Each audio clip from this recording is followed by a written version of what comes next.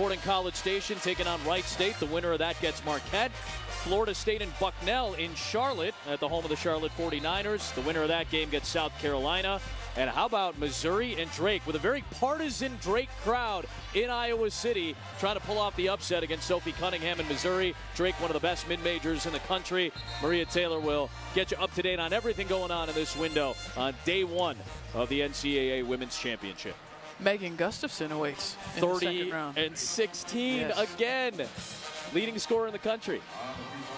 It wasn't easy for Iowa against Mercer. A lot of credit to Mercer today. Beat Furman in the SoCon championship game and gave Iowa all they could handle today. 14 of 16, no surprise. The most efficient player in the country as well, Megan Gustafson. Naz Hillman part of a blowout over Kansas State for Michigan. And good to see Sam Furing back after she got hurt in the ACC championship game. Double-double and perfect from the floor for Louisville, which did not have Jeff Walls due to that suspension from last year's NCAA tournament. And no Erica Carter, who is hoping to be back on Sunday for their second round game.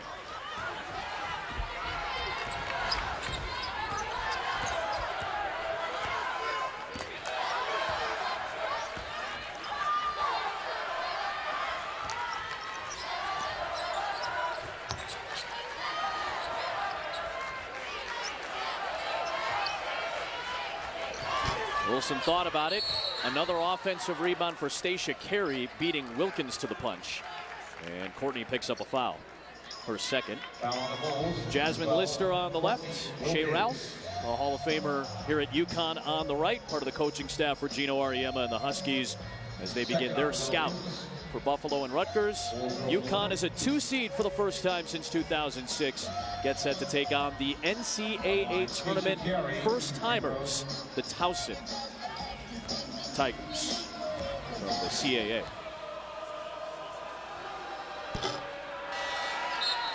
For Buffalo, number 25, Adebola Adeyeye.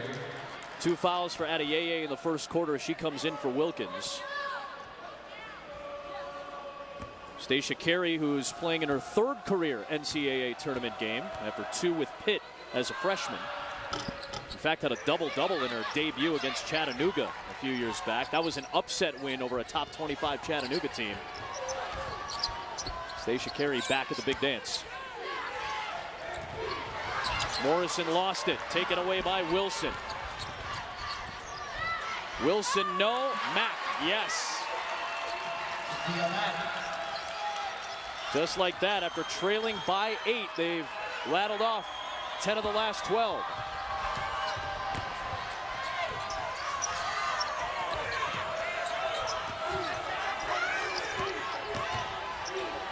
Dillard to Hall.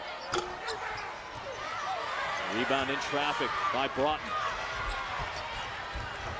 Takia Mack takes the contact and finishes, and Hannah Hall took quite the shot as she hit the deck. Rutgers imposing their will defensively. Buffalo discombobulated a bit on the offensive end of the floor. We've seen it manifest itself in turnovers and hurried possessions. It's a nice finish.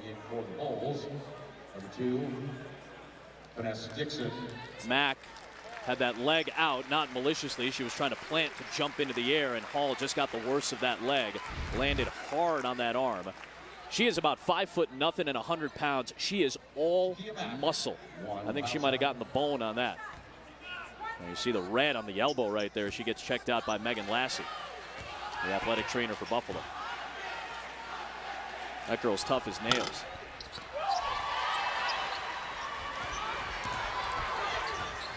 Rutgers back in front. Their first lead since leading by 4 in the early going of this game.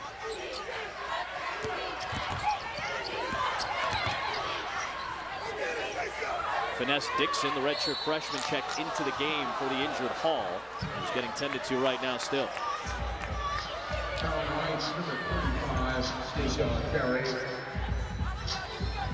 Sophomore out of Hamilton, Ontario. Led Canada to a bronze at the under-19 FIBA World Cup in Italy just 2 years ago.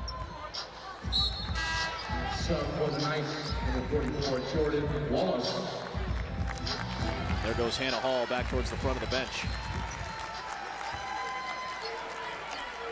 Carey just picked up her second foul for Rutgers, so she goes to the bench with 3 minutes to play. Wallace back in.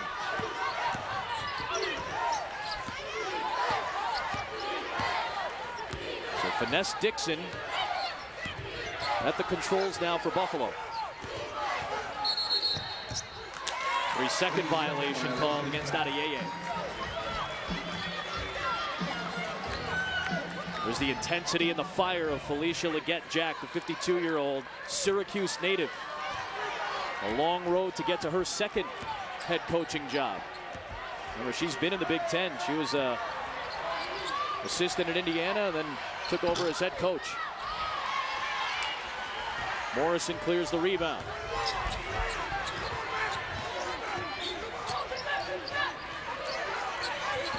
Dillard trying to split the defense, traveled with the basketball.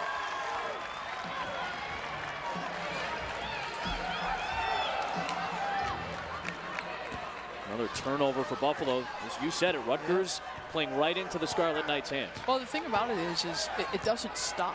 So the pressure's relentless. Yeah. You can have a good quarter against Rutgers in their pressure, and you have a bad quarter, which Buffalo's experiencing. And Rutgers doesn't waver. They don't change how they play for you. Be a foul called to Mael Giles, 13, with the foul from the shoulder into Morrison. That's 2 charges drawn by Brittany Morrison. Yep. Mael Giles. Sitting in the middle of that zone, Second, fourth, anticipating, doing an excellent job. Now this has been the issue for Buffalo here in the second quarter, handling the pressure. And there you go, another turnover. Another turnover. That's 9 in the second quarter. Using the sideline as another defender. So after a 27-point explosion in the first, the turnover is starting to catch up with the Bulls.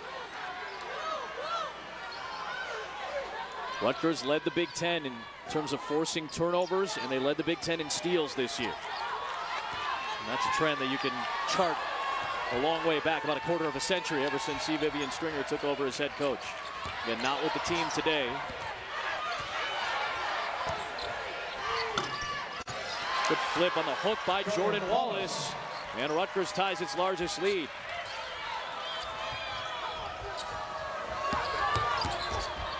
Nice job to split the double by Dillard. And Jones draws a foul. That'll go against Jordan Wallace for second. As many points as turnovers in this quarter for the Bulls. Over the limit. On the line, number 13, Autumn Jones, 2 free throws.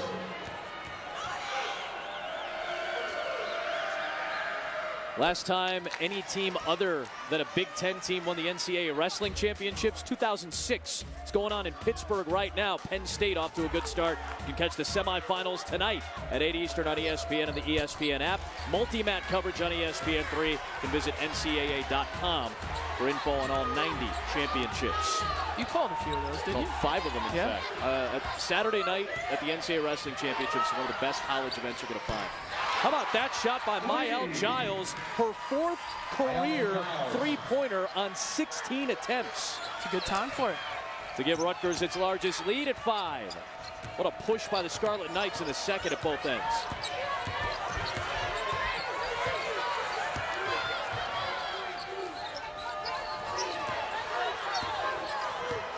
Finesse Dixon started those 7 games when Hannah Hall was relegated to the bench at the end of the regular season. Did a solid job.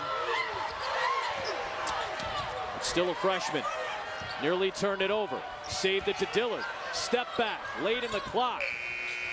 Another strong defensive possession in the second quarter for Rutgers. I think Tim Eatman just brought Zippy Broughton over on the Rutgers bench and said, I want to go 2 for 1. They can do that. And Finesse Dixon getting a talking to from Felicia Leggett-Jack as Hall is back in the game after that elbow issue.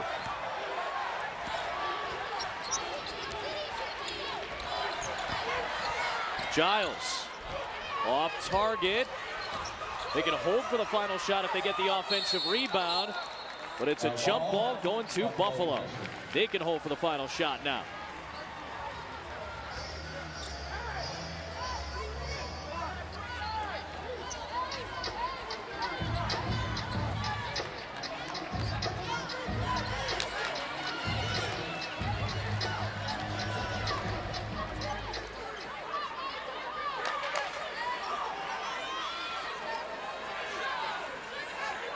Third NCAA tournament for the Buffalo Bulls. They made their first 3 years ago. Hadn't been to a tournament. They've gone to 3 in the last 4 seasons. They led by as many as 8 here in the second. It's been mostly Rutgers since. Morrison with a really strong take. Everything but the finish. Adeyeye with another offensive rebound. Dillard to Hall to beat the buzzer. Got the 3. And that cuts the lead to 2 at the end of the first half here in Storrs. Rutgers 43, Buffalo 41. Rutgers 43, Buffalo 41. It's halftime. Let's go to Maria Taylor. All right, thanks, Adam. Time for the Northwestern Mutual halftime report.